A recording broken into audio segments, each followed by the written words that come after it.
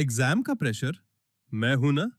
अभी सब्सक्राइब करो हमारे new channel the Gaurav Jain clips.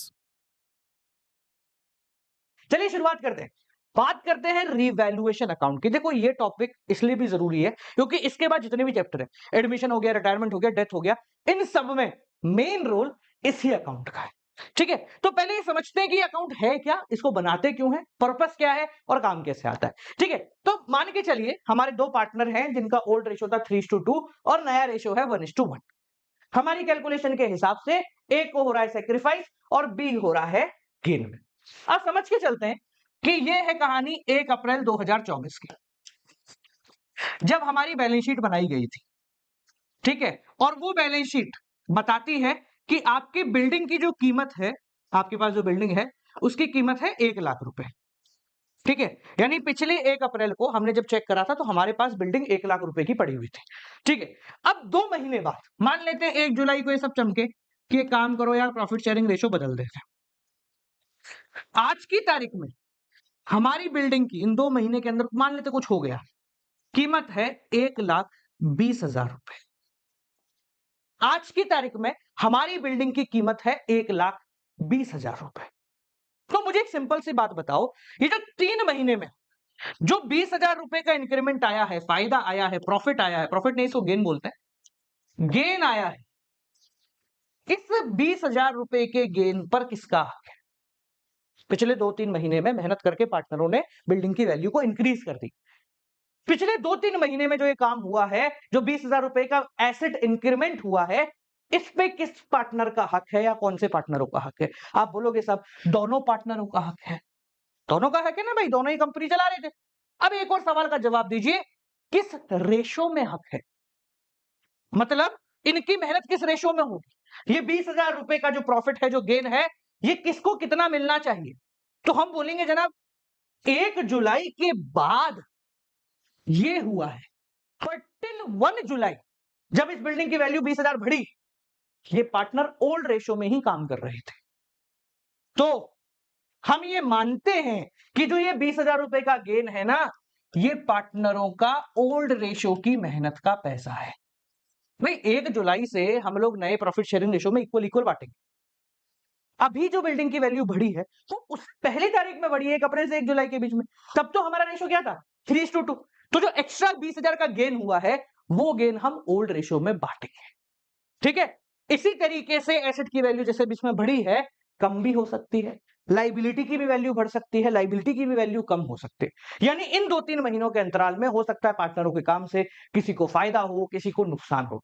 तो सारे एसेट और लाइबिलिटी की वैल्यू के फायदे और नुकसान को कैलकुलेट करने के लिए जो अकाउंट बनाया जाता है, उसको बोलते हैं रीवैल्यूएशन अकाउंट या P appropriation, P adjustment account, profit and loss adjustment account.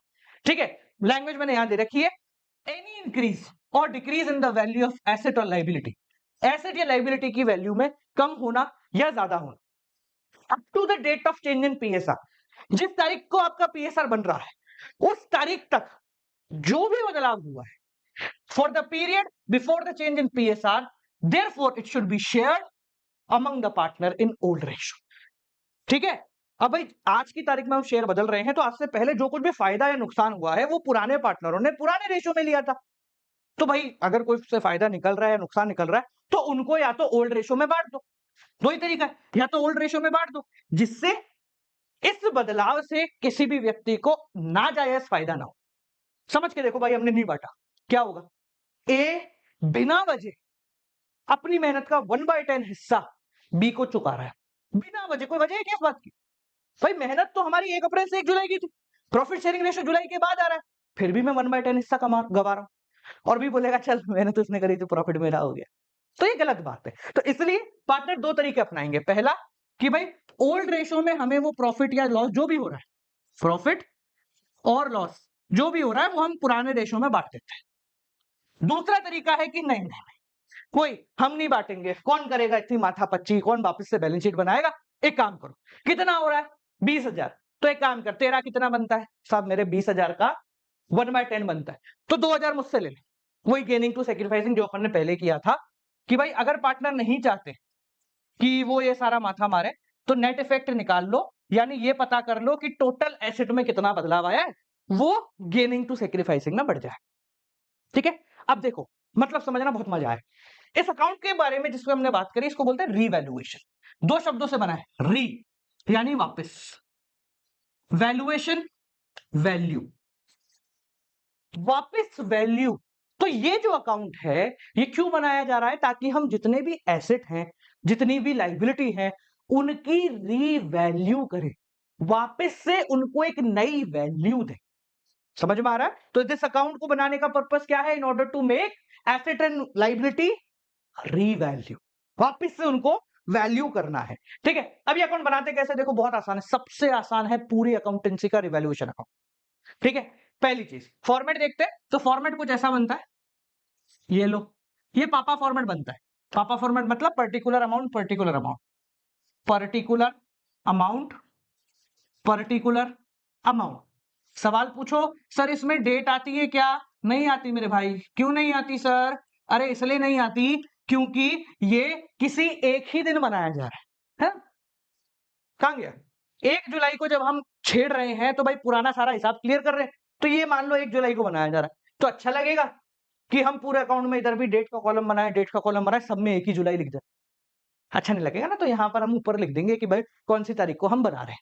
ठीक है, तो ये हो गया रिवैल्यूएशन अकाउंट। अब समझो, फॉर एग्जाम्पल मानते हैं हम बिल्डिंग वाले एग्जाम्पल लेते हैं। हमारी जो बिल्डिंग है उसकी कीमत थी 1 लाख रुपए, और आज की तारीख में हमारी बिल्डिंग की कीमत हो गई 1,20,000। ठीक है, ये ओल्ड है, ये न्यू है। समझ रहे हैं इसको रिवैल्यूएशन के अंदर कैसे लिखेंगे? जनरल एंट्री भी समझा रहा हूं और आपको बेसिक अकाउंट पोस्टिंग भी समझा रहा हूं। देखो बहुत आसान है, 1,20,000, बिल्डिंग की वैल्यू कितनी बढ़ गई? 20,000 इंक्रीज हो गई। है तो कोई प्रॉब्लम है? पुरानी बिल्डिंग की वैल्यू थी 1 लाख रुपए, अब बिल्डिंग की वैल्यू 1,20,000 हो गई है। तो इन 2-3 महीनों के अंदर बिल्डिंग की वैल्यू में 20,000 रुपए का इंक्रीमेंट है। याद रखें, खरीदी नहीं है बिल्डिंग। आप बोलो सब 20,000 की बिल्डिंग खरीदी, अरे तुमने कैश देके बिल्डिंग खरीदी है तो वो अलग चीज है, वो तुम्हारी मेहनत नहीं है, वो तो रोकड़ा है।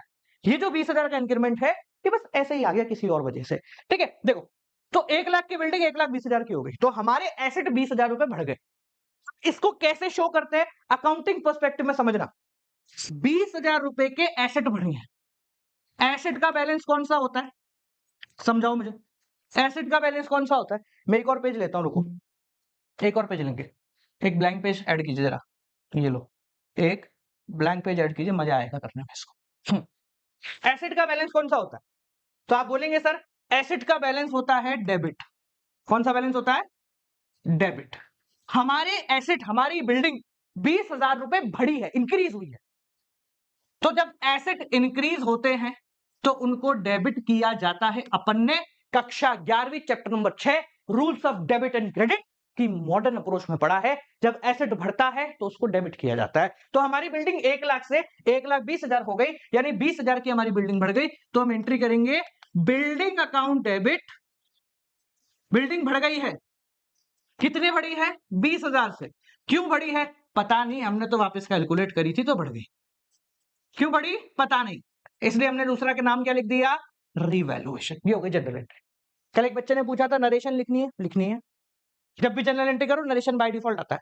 ठीक है, तो building to revaluation. Sir revaluation क्यों आया क्रेडिट में? क्योंकि कुछ और था ही नहीं भाई, हमने तो वापस कैलकुलेट करा और यार तो 20,000 ज्यादा आ रही है तो लिख दिया, और हमें वैल्यू नहीं पता थी तो हमने लिखा कि भाई हम तो रिवैल्यूएशन बनाते समय कैलकुलेट कर रहे हैं। समझ में आया? ठीक है, चलो मान लेते हैं कि आपने ये देखा और इसके अंदर, इसको मिटाता हूं, ये लो, अरे ये तो मिटेगा ही नहीं, चलो कोई बात नहीं। बिल्डिंग की वैल्यू 70,000 रह गई, पहले कितनी थी? 1 लाख, कितनी रह गई? 70,000, यानी बिल्डिंग की वैल्यू 30,000 रुपए डाउन आ गई है, कम हो गई है। तो भैया जब एसेट्स की वैल्यू कम होती है तो क्या करते हैं? एसेट जब कम होता है तो उसको क्रेडिट करना पड़ता है, यानी कि टू बिल्डिंग आप लिख दीजिए और डेबिट में आ जाएगा क्या? पता नहीं, तो रिवैल्यूएशन अकाउंट, सिंपल, 30,000 रुपए अगर हमारे बिल्डिंग की वैल्यू कम हुई है तो। ठीक है, ये तो हो गई एसेट की बात। अब बात करते हैं लाइबिलिटीज। ठीक है, तो लाइबिलिटीज में कोई एक लाइबिलिटी मानते हैं, मान लो क्रेडिटर, है ना, हमारे पास क्रेडिटर थे जिनकी ओल्ड वैल्यू थी 50,000 ओल्ड, और न्यू कितनी हो गई? न्यू हो गई मान लेते हैं 40,000 रुपए। पहले 50 थी, अब कितनी हो गई? 40। तो लाइबिलिटी क्या हो गई? कम। वापस से chapter number 6 modern approach. Liabilities की वैल्यू जब कम होती है तो उनको करते हैं डेबिट। तो लिखेंगे क्रेडिटर अकाउंट डेबिट टू, क्या हो गया भाई, वापस क्यों पीछे जा रहा? टू, पता नहीं क्यों, तो रिवैल्यूएशन। कितने से लिखेंगे? अमाउंट इंपॉर्टेंट है, 10,000। याद रखिए हम यहां रीवैल्यू कर रहे हैं, न्यू वैल्यू अकाउंट नहीं है, रीवैल्यू अकाउंट है। न्यू वैल्यू अकाउंट होता तो मैं यहां 40,000 लिखता, पर हमारा तो नाम है रीवैल्यू, वापिस से वैल्यू। तो वापिस से 20,000 का बदलाव, इसके अंदर सिर्फ चेंजेस आते हैं। कितना चेंज? अरे क्या हो रहा है, ये जादू, कितना चेंज हुआ है। समझ में आया? देखिए ये तो हो गई एसेट की लाइबिलिटी की वैल्यू कम हो गई। मान लो लाइबिलिटी की वैल्यू 50,000 से बढ़ के हो गई 70,000, इंक्रीज हो गई। कुछ तो गड़बड़ है दया आज। हाँ, कितनी हो गई? 70,000 रुपए बढ़ गई। वापिस से when the value of liability increases, क्या करते हैं हम? पता नहीं क्या हो रहा भाई आज इसको। क्या करते हैं? लाइबिलिटी को क्रेडिट करते हैं।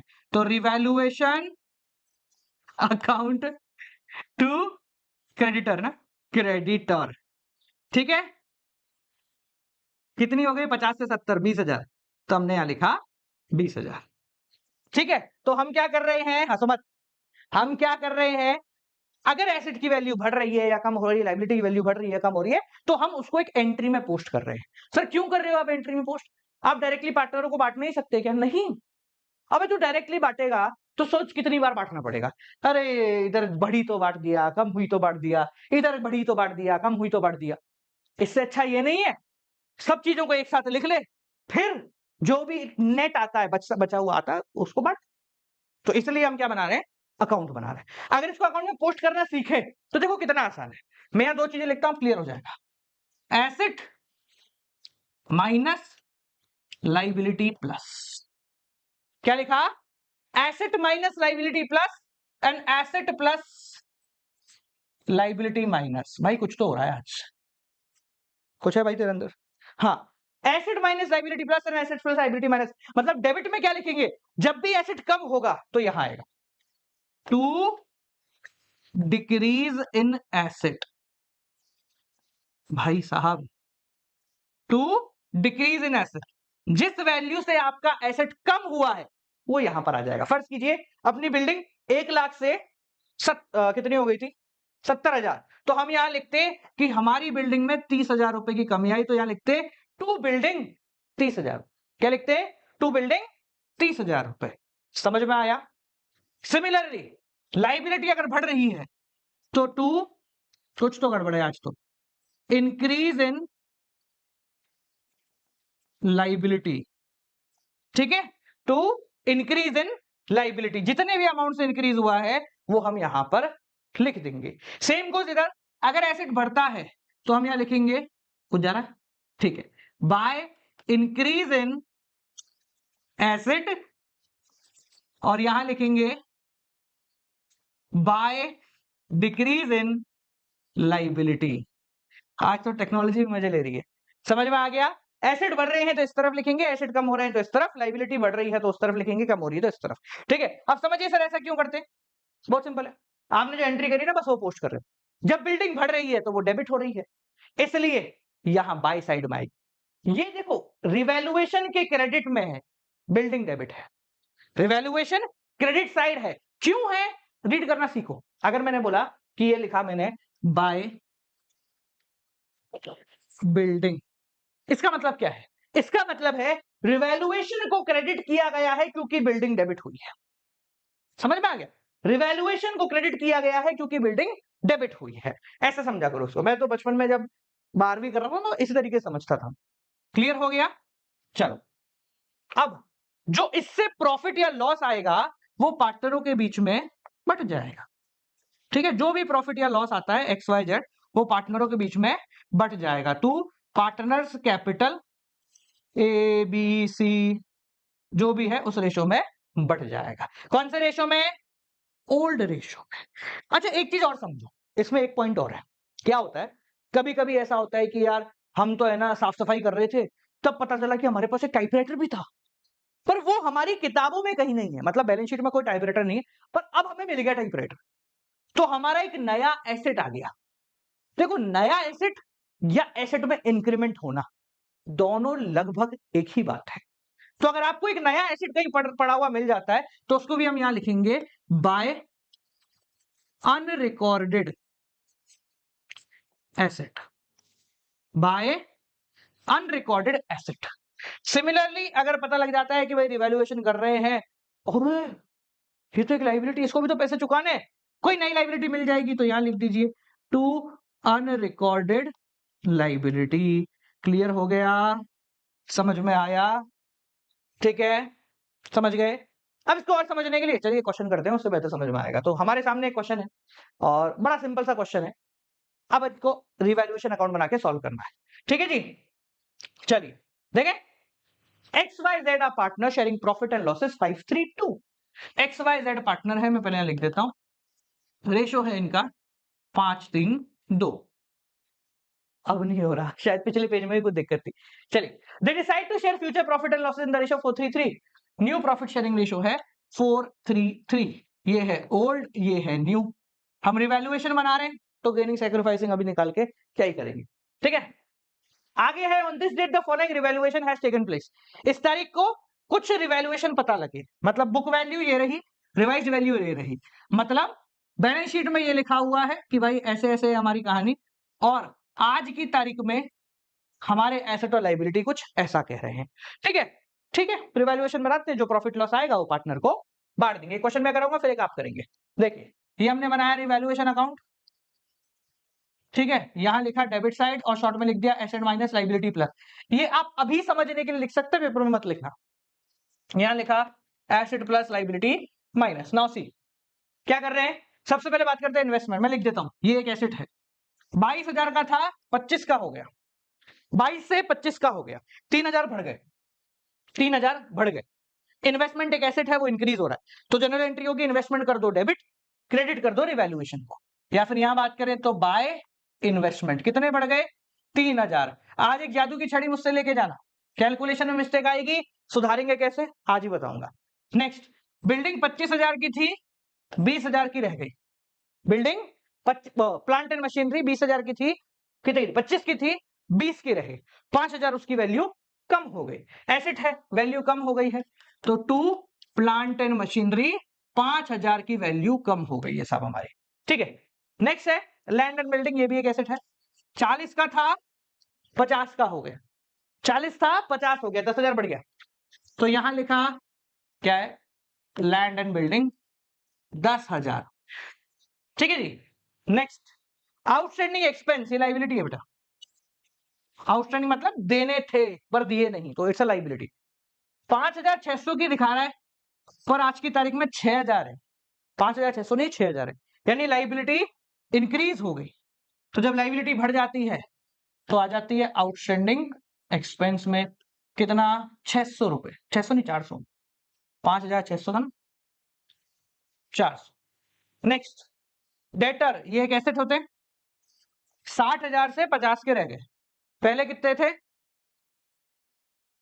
वापस मैं एरो बनाया था ना मैंने, हाँ 60,000 से 50,000 के रह गए, कम हो गए, एसेट कम हो गया, टू डेटर 10,000, 60 से 50 के रह गए। नेक्स्ट लास्ट, क्रेडिटर 70 के थे, 60 के रह गए, लाइबिलिटी कम हो गई 10,000, तो बाय क्रेडिटर 10,000 रुपए। समझ में आ गया, क्लियर हो गया, कुछ नहीं बस हमने बना दिया, ठीक है। अब आप एक ही सोच रहे होंगे कि सर मान लो डेटर थे, वो 10,000 कम हो गए, 60 से 50 हो गए, 60,000 रुपए पिछले साल की बैलेंस शीट में लिखा हुआ है, हमने लिख दिया कि भाई 10,000 कम हो गए रिवैल्यूएशन में, तो 50,000 है, ये बताएगा कौन, हु विल एक्सप्लेन कि भाई ये 50,000 हो गए। तो आप अगले पार्ट में जब नई बैलेंस शीट क्रिएट करोगे ना, तो उस बैलेंस शीट में हम ये लिखेंगे कि भाई नए डेटर जो हैं उनकी कीमत 50,000 रह गई, पर वो नेक्स्ट वीडियो का पार्ट है, तब उसको करेंगे। अभी चलिए, ये हो गया है तो कर लेते हैं इसका तिया पाचा। बैलेंस कैसे निकालते हैं कुछ लोगों को आज भी दिक्कत है ना? चलो दिक्कत खत्म करते हैं। पहले आप टोटल कर लो 23,000 इधर का देखो कितना आ रहा है 15,400 दोनों तरफ का कर लिया। जो ज्यादा वाला है उसको दोनों तरफ लिख दीजिए। इधर भी लिखा 23,400 ये लिखिए 23,000 ठीक है। ज्यादा वाला दोनों तरफ लिखा, फिर बड़े वाले को छोटे में से माइनस करा, कितना आ गया 7,600। पहले दोनों तरफ का टोटल करा, जो ज्यादा वाला है उसको दोनों तरफ लिख दिया, बड़े वाले में से छोटे वाले को माइनस करा, कितना आ रहा है 7,600। उसको लिखेंगे डेफिसिट वाली साइड यहां जहां कम था। टू पार्टनर्स कैपिटल या बैलेंस के नाम से जो भी आपको सिखाया गया है स्कूल में, वैसे पार्टनर कैपिटल लिखते हैं, XYZ ओल्ड रेशो में बांट दीजिए। चलिए होमवर्क नंबर 1 ओल्ड रेशो में बांटना है। 7,600 को 5:3:2 में बांट दीजिए, हो जाएगा आपका काम। समझ में आ गया सबको? क्लियर हो गया? देख लो ठीक है। अगर अगर पार्टनर कहते भाई साहब हमें तो है ना छेड़ना नहीं है, आई डोंट वांट टू एसेट की वैल्यू कम करना या बढ़ाना, I don't want to change, तो क्या करते? तो भी कुछ नहीं करते, 7,600 को आप ओल्ड की जगह गेनिंग सेक्रीफाइसिंग में बांट देते। क्वेश्चन में लिखा होगा partner do not want to change, तो ठीक है, करना यही काम है, बस जो आंसर आएगा उसको गेनिंग सेक्रीफाइसिंग में बांट देना, ठीक है ना। पर अभी ऐसा कुछ नहीं बोला तो हमने 7,600 को ओल्ड रेशो में बांट देंगे। जो भी आंसर आएगा प्लीज मेक श्योर कि आप लिख दें। वैसे तो कोई गलती नहीं हुई है, अगर हो जाए तो माफ करना। चलिए अब देखो भाई, ये तो हो गया आपका पहली चीज। अब एक चीज और समझो, बहुत इंपॉर्टेंट है। कहां लिखेंगे? यहां लिखेंगे। अब यहां से जब आप आगे बढ़ोगे तो आपको मैं एक क्लियर कट बात बताता हूं। हम लोग जो है ना अब यहां से अच्छे क्वेश्चंस पे जा रहे हैं, एक नेक्स्ट लेवल के क्वेश्चन पे जा रहे हैं। यानी आज के बाद जब भी आप अकाउंटेंसी पढ़ोगे तो आपको कुछ ऐसे ही क्वेश्चन दिखेंगे, एक ऐसा अकाउंट बना होगा और ऐसे बहुत सारी चीजें लिखी होंगी। तो एक चीज अपने दिमाग में बिठा लो कि क्वेश्चन जितना बड़ा होगा उतना वो आसान होगा। क्वेश्चन की लेंथ जितनी बड़ी होगी उतनी वो आसान होगी। और एक बात और अपने दिमाग में बिठा लेना कि अगर सवाल है तो जवाब भी है, और कोई और कर सकता है तो मैं तो 100% कर सकता हूं। डरना नहीं है अगर कोई भी बड़ा क्वेश्चन हमें दिखता है तो, ठीक है। चलिए तो भाई हमारे सामने एक क्वेश्चन है, आशीष, आकाश और अमित। इनको समझने से पहले एक चीज और समझिए। देखो, रिवैल्यूएशन अकाउंट जब हमने बनाया तो इसमें मेहनत लगेगी ना। अकाउंट बनाने में तो चलो मेहनत लगी, ये एसेट है इनकी वैल्यू कैलकुलेट करनी पड़ेगी, लाइबिलिटी है इनकी वैल्यू कैलकुलेट करनी पड़ेगी, यानी कि इसमें एक आदमी लगेगा जो 2 दिन 4 दिन 5 दिन 6 दिन 10 दिन इस काम को करेगा। तो कभी कभी क्या होता है कि हम किसी एक पार्टनर को बोल देते हैं भाई यार तू कर ले, और वो पार्टनर बोलेगा मैं क्या फालतू दिख रहा हूं तेरे को? नहीं, मैं क्या फालतू दिख रहा हूं? तो मैं करूंगा, तुम करो। तो क्या होता है कि इस पूरे प्रोसेस को करने में जो 2 4 6 दिन लगते हैं, तो कभी कभी हम किसी एक पार्टनर को ये कह देते हैं कि भैया तू ये काम कर ले और बदले में मैं तेरे को 5,000 रुपए इस काम के एक्स्ट्रा दे दूंगा। 5,000 रुपए एक्स्ट्रा ले लियो, तू ये काम निपटा दे यार, तू ही कर सकता, हम तो कर नहीं सकते। इसको बोलते हैं रिवैल्यूएशन के एक्सपेंसेस। 10 में से 2 ही क्वेश्चन में मिलेगा, पर मिलेगा। यानी रिवैल्यूएशन करते समय जो खर्चा हो रहा है छोटा मोटा वो, ठीक है। तो जब हम इस खर्चे को काउंट करते हैं तो खर्चा कहां लिखा जाता है? To side. किस साइड? To side. तो 3 केस बनते हैं यहां, या 2 ही पकड़ लो, तुम्हारे लिए 2 ही बहुत है। Case number 1, when expenses are borne by firm and paid by partner।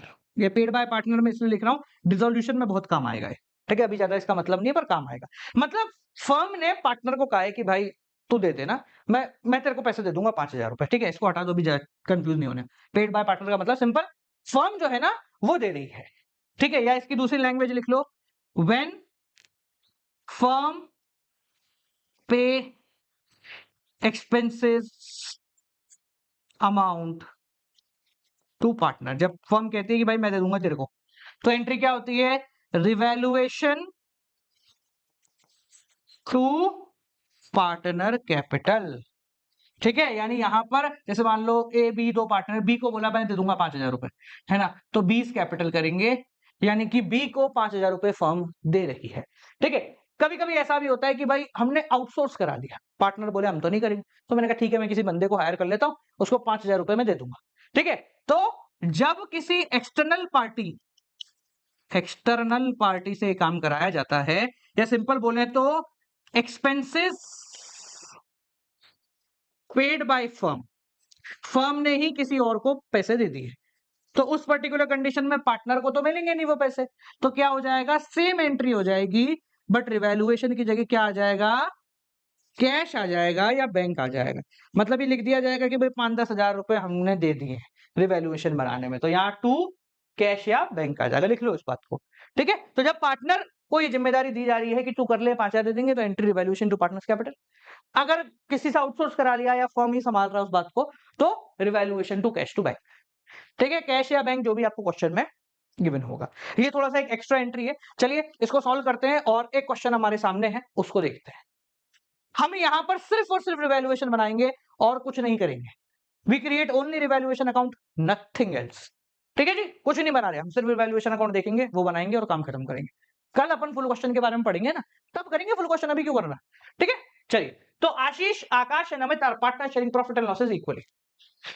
Ashish, Akash and Amit are partner sharing profit and losses 1-1-1, तीनों ये थे। ठीक है, फ्रॉम 1 अप्रैल 2024 दे डिसाइडेड कि 2-1 होना चाहिए। ये ओल्ड है, ये न्यू है, 2:2:1। ठीक है, ठीक है, ये आपकी बैलेंस शीट है, क्रेडिटर है, रिजर्व है, कैपिटल अकाउंट है, कैश है, bank creditor, stock, land and building, machinery, advertisement, suspense, फलाना इनका सब कुछ दे रखा है इन्होंने। ठीक है, हम अभी सिर्फ रिवैल्यूएशन बना रहे हैं, तो आपका ध्यान सिर्फ रिवैल्यूएशन पे होना चाहिए। रिवैल्यूएशन में जब जब एसेट की वैल्यू कम हुई है, जब जब लाइबिलिटी की वैल्यू कम हुई है, एसेट की वैल्यू बढ़ी है, लाइबिलिटी की वैल्यू बढ़ी है, तब लिखना है। यहाँ 15 लाइबिलिटी पड़ी है, हमारी सिर्फ एक लाइबिलिटी की वैल्यू में बदलाव है, तो हम सिर्फ उसको ही करेंगे और किसी को नहीं करेंगे। सीधी सी बात है। तो यहाँ पे जो पड़ा हुआ उससे मुझे कोई लेना देना नहीं है, मैं बनाता हूँ अपना रिवैल्यूएशन अकाउंट और देखते हैं कि इनको कितना फायदा है। रिवैल्यूएशन अकाउंट, चलिए देखते हैं। यहाँ लिखा डेबिट, यहाँ लिखा credit, asset plus liability minus asset minus liability plus. ठीक है जी, देखिए, value of stock to be reduce to 1,25,000 रुपए, पहला adjustment. Value of stock to be reduce to 1,25,000। याद रखो, जब अपन पूरा क्वेश्चन करते, क्वेश्चन यही होगा, इसको मैं सिर्फ रिवैल्यूएशन अकाउंट भी बना सकता हूं, इससे मैं सब कुछ बना सकता हूं। अभी मुझे सिर्फ रिवैल्यूएशन है, तो मेरा तरीका वो होगा जिससे जल्दी आंसर आए। अकाउंटेंसी में बच्चों के नंबर कम इसलिए नहीं आते कि वो कम जानते हैं, बल्कि इसलिए कम आते हैं कि वो कम कर पाते हैं। तो आपकी पहली अप्रोच होनी चाहिए, फास्ट कैसे हो गए आपके आंसर। तो भाई इसमें सिर्फ रिवैल्यूएशन अकाउंट बनाना है, तो उसके लिए जो अप्रोच सही है वो ये है कि इसको छोड़ दो, जो जो रिवैल्यू हुए हैं उनको हाथ लगाएंगे। ठीक है, पहला क्या है, स्टॉक की वैल्यू रिड्यूस टू की गई है 1,25,000, ध्यान रखना, रिड्यूस्ड बाय 1,25,000 या रिड्यूस्ड टू 1,25,000, इन दोनों में बहुत बड़ा डिफरेंस है। रिड्यूस्ड बाय 1,25,000, इसका मतलब 1,40,000 का स्टॉक है, इसमें से 1,25,000 हटा दो, 15,000 के रह गए। ये होता है रिड्यूस्ड बाय, बाय मतलब इतने से कम कर दो। एक है रिड्यूस्ड टू, यानी कि हमने स्टॉक की वैल्यू 1,40,000 थी, उसको कम करके 1,25,000 कर दिया, ये तो यानी कि कितने कम हुए, 15। समझ में आया, वापस समझ लीजिए। क्वेश्चन में है कि स्टॉक की वैल्यू को रिड्यूस्ड कर दिया गया है 1,25,000 तक, रिड्यूस्ड टू का मतलब तक, रिड्यूस्ड बाय मतलब इतना कम कर दिया, तो स्टॉक की वैल्यू को रिड्यूस टू किया गया है 1,25,000 तक। 1,40,000 के थे स्टॉक, 1,25,000 के अब रह गए, तो 15,000 स्टॉक कम हो गए, to stock 15,000। Next, machinery reduced by 10%, देखो आ गया, 10% से कम कर दो, और ये है स्टॉक को यहां तक ले आओ, से कम कर दो है अपना मशीनरी। तो वैल्यू ऑफ मशीनरी 10% कम कर दी गई है। कितनी है भैया? 2.5 लाख। 2.5 लाख का 10% हटा दिया, कितना कम हो गया? कम हुई ना, 25,000 रुपए कम हो गया। 10% नहीं आता बेटा तो कैलकुलेट कर लो। क्या थी? बिल्डिंग थी, मशीनरी थी? मशीनरी थी ना, मशीनरी। ठीक है, आगे देखिए। Land and building to be appreciated by 62,000। Land and building को 62,000 से बढ़ाना है, जितना भी है उसमें 62,000 इंक्रीज कर देना। कहां गई भी लैंड एंड बिल्डिंग? 4 लाख की थी, 62 ऐड करना है, नया हो जाएगा 462। पर मुझे लेना देना सिर्फ नए से नहीं है, हमें तो सिर्फ चेंज से बात करनी है। तो लैंड एंड बिल्डिंग दोनों ही है। लैंड एंड बिल्डिंग बढ़ गई, कितने से बढ़ी? 62। नई वैल्यू क्या है उससे मुझे कोई लेना देना नहीं है। आगे, प्रोविजन फॉर डाउटफुल डेप्ट 5% ऑन डेटर बनाना है। डेटर पे 5% प्रोविजन बनाना है। क्या हो गया? 11वीं याद आ गई? प्रोविजन, तो प्रोविजन सिंपल है, प्रोविजन इज अ लाइबिलिटी, ठीक है, जो डेटरों के अंदर बनाया जाता है। तो डेटर 80,000 के हैं, इस पे 5% प्रोविजन बनाना है। 5% मतलब 4,000 की लाइबिलिटी बनानी है। तो मैंने पहले भी समझाया था, लाइबिलिटी बन रही है, आ रही है और ऐड हो रही है, इसमें कोई फर्क नहीं है। तो हमने यहां लिखा टू प्रोविजन फॉर बेड डेप्ट 4,000 रुपए। ठीक है, बचपन में याद है अपन करते थे डेटर 80,000 माइनस 4,000, पीबीडी 11वीं याद करो, 12वीं का नहीं है 11वीं का ही है, 76 ऐसे करते थे। इसमें भी करेंगे पर कल करेंगे, आज अपन ने सिर्फ रिवैल्यूएशन देखा है। Last, Akash was to carry out reconstruction of the firm at remuneration of 10,000 रुपए। आकाश यही, इसको बोला भाई तू कर ले ये सारा काम और हम तुझे 10,000 रुपए दे देंगे। तो आकाश ने कर लिया काम, 10,000 रुपए दे दो उसको। टू आकाश कैपिटल अकाउंट, 10,000 रुपए आकाश को भी दिए जाएंगे। समझ में आ गया? लॉस हो गया हमारा। ठीक है, चलो क्वेश्चन खत्म, बैलेंस निकालते हैं। कैसे निकालते हैं? दोनों तरफ का टोटल लिखो, यहाँ रफ में लिखा 62, यहाँ कितना है 15 और 25 हो गया 40, 50 और ये हो गया 54। ज्यादा कौन सा है? ये वाला, तो इसको दोनों तरफ लिख देंगे। ठीक है, 62। भैया पॉइंट में दे रहा है क्या? पॉइंट में आएगा आंसर? पॉइंट में आ रहा है क्या भाई? एक सेकंड रुकेंगे, चेक करें एक बार, देखो चेक करने दो मेरे को कि आंसर इसका पॉइंट में आ रहा है क्या। अगर आ रहा होगा तो कोई दिक्कत नहीं, नहीं आ रहा होगा तो फिर करेंगे, देखते हैं कुछ गड़बड़ तो नहीं हुई। दिखाइए भैया, कहाँ गए कहाँ गए, ये रहे आंसर है क्या? Wow, they had not given the answer. ठीक है, पॉइंट मार सकता है। चलिए ठीक है, तो ये कितना हो गया? 62 में से 54 गए, 6 और 2 8,000 रुपए। देखते हैं कितनों का सही आता है। To homework number 2, HW2 partners capital ASAKAM 111 old ratio में बांटिए। मुझे आंसर बताइए, पॉइंट्स में आएगा पे चलने दीजिए, राउंड ऑफ कर दे। ठीक है, पॉइंट में जो भी आए निकाल के मुझे बताना। समझ गए?